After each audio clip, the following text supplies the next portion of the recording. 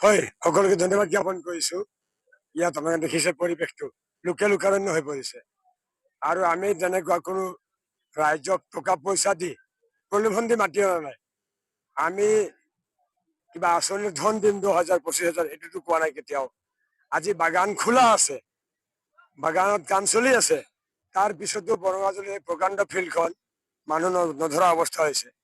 এইটোৱে এটা ষ্টেটমেণ্ট যে ভেৰগাঁৱত ইতিহাস ৰচনা হ'ব। ৰাইজে ইতিমধ্যে ভেৰগাঁৱৰ ৰাজনীতি সলনি কৰাৰ কাৰণে ঝাৰখণ্ড মুক্তি মৰ্চা আৰু জয় ভাৰত পাৰ্টিৰ যিটো সন্মিলিত মানে ৰাজনৈতিক শক্তি তাৰ প্ৰতি সমৰ্থন আগবঢ়াইছে। অকল ভেৰগাঁৱতে নহয়, ওদালগুৰি জিলাৰ মাছৰডত আমাৰ প্ৰাৰ্থী আছে, তেনেকৈ অসমৰ বিভিন্ন ঠাইত আমাৰ প্ৰাৰ্থী আছে। সকলো কেইগৰাকী প্ৰাৰ্থীয়ে ৰাইজৰ পৰা অভূতপূৰ্ব সঁহাৰি পাইছে।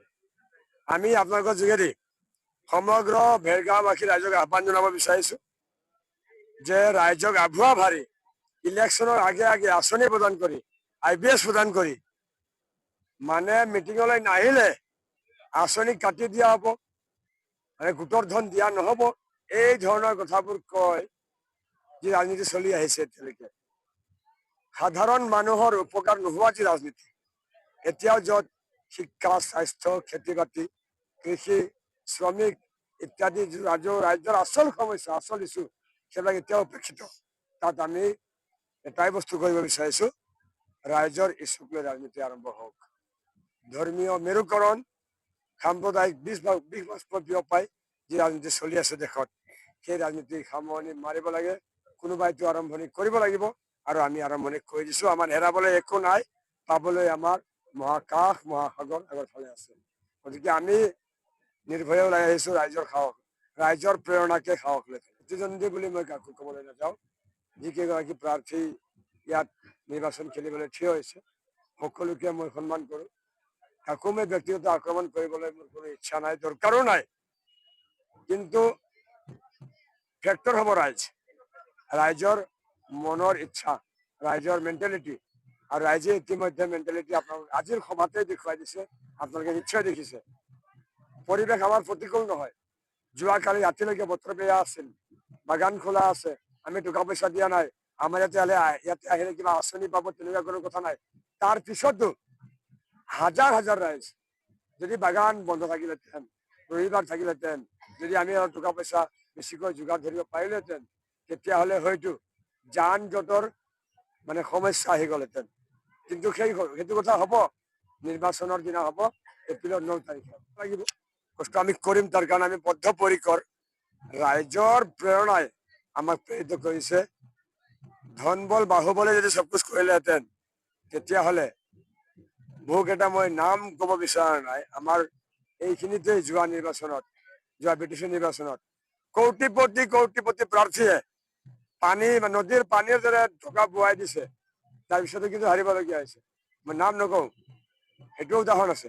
কিন্তু ৰাইজে যেতিয়া ইচ্ছা কৰি লয়, ৰাইজে যেতিয়া মন থিৰাং কৰি লয়, কোটি কোটি লাখ লাখ টকা আৰু বিভিন্ন প্ৰলোভনে কেতিয়াও কাম নিদিয়ে। আৰু আপোনালোকে নিশ্চিন্ত থাকক, সাংবাদিক বন্ধুসকল, মই আপোনালোকক কৰজোৰে প্ৰাৰ্থনা জনাইছো, আপোনালোকে নিশ্চিন্ত থাকক। ভেৰগাঁৱে ইতিহাস লিখিবলৈ ইতিমধ্যে মন বান্ধি লৈছে, তাক কোনেও ৰখাব নোৱাৰে। ইয়াত ক্ষতি নহয়, আৰু কিবা বহুত কিবা কিবি টকা যদি প্ৰয়োগ কৰা হয় আৰু কিমান না, ইয়াৰ পিছত আপোনালোকে মই এটা কথা ক'ব বিচাৰিছো। ইয়াৰ পিছত এটা তেওঁলোকে চাল খেলিব, মানে বিৰোধীবিলাকে কি কৰিব, মানুহক বিভিন্ন ধৰণৰ মিছা কথা ক'ব, আঁচনি কটাৰ কথা ক'ব, গোটৰ ধন ৰখাই দিয়াৰ কথা ক'ব। সেইবিলাক কৰিও এবাৰ কাম নহ'ব। এবাৰ দুখীয়া মানুহক টকা ভগাই, দুখীয়া মানুহক মদ ভগাই কাম নহ'ব। টকা ৰাইজে লৈ ল'ব আৰু দিব লাগে ক'ত, ৰাইজে ইতিমধ্যে থিৰাং কৰি লৈছে। জাতি, বৰ্ণ, ধৰ্ম, ভাষা নিৰ্বিশেষে সকলোৱে আগুৱাই আহিছে। আপোনালোকৰ অনুৰোধ এটাই যে আপোনালোক গণতন্ত্ৰৰ চতুৰ্থ স্তম্ভ, আপোনালোকে সঠিক ৰাজনীতিৰ সৃষ্টি কৰাৰ ক্ষেত্ৰত আমাক সহায় সহযোগ কৰক। ৰাইজৰ ইছ্যু আগবঢ়াই নিয়াৰ ক্ষেত্ৰত, সমাধান কৰাৰ ক্ষেত্ৰত আমাক সহায় সহযোগ কৰক। এবাৰে কৈছো, মই অহংকাৰী বক্তব্য দিব নিবিচাৰো।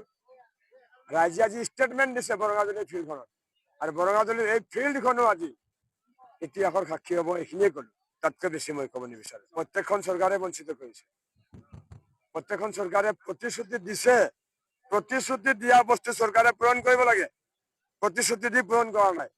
6 জনগোষ্ঠীৰ জনজাতিকৰণৰ ৰিপৰ্টে পঠোৱা নাই এইখন চৰকাৰে। আপোনালোকে গম পায় মিনিমাম ৱেজ এক্ট যিটো হয় তাৰ অনুসৰি হাজিৰা বৃদ্ধি হোৱা নাই। লাজ লাগিব লাগে চৰকাৰখনক যে আজিৰ তাৰিখত আমি পেটৰ ভাতৰ কাৰণে আন্দোলন কৰিবলগীয়া হৈছে। হাজিৰা বৃদ্ধি কৰা আন্দোলন মানে কি আন্দোলন? পেটৰ ভাতৰ আন্দোলন। যি সময়ত সুনীতা উইলিয়ামছে 8 দিনৰ কাৰণে মহাকাশলৈ গৈ ৰকেট বেয়া হোৱাৰ ফলত 6 মাহ পিছত আহি সুশৰীৰে মহাসাগৰত অৱতৰণ কৰিছে।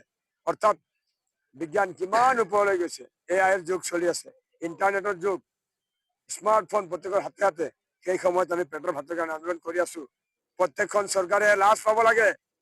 তেওঁলোকে ৰাইজৰ সন্মুখত মুখ দেখাবলৈ লাজ পাব লাগে। কিন্তু তেওঁলোকে নিজৰ সা সম্পদ বনাইছে। সম্পত্তিৰ পাহাৰ, হিমালয় পাহাৰতকৈ ওখ ওখ পাহাৰ বনাইছে সম্পত্তিৰ। সাগৰ মহাসাগৰতকৈ বিশাল তেওঁলোকৰ সম্পত্তিৰ তালিকা। প্ৰতিগৰাকী প্ৰাৰ্থীৰ আপোনালোকে নমিনেশ্যন পেপাৰখন চাই সম্পত্তিৰ তালিকা চাব আৰু মোৰখনো চাব। ধন সম্পত্তি বনোৱাৰ সুযোগ ময়ো বহুবাৰ পাইছো। স্থানীয় ৰাইজে জানে, প্ৰতি দল সংগঠনৰ নেতাসকলে জানে।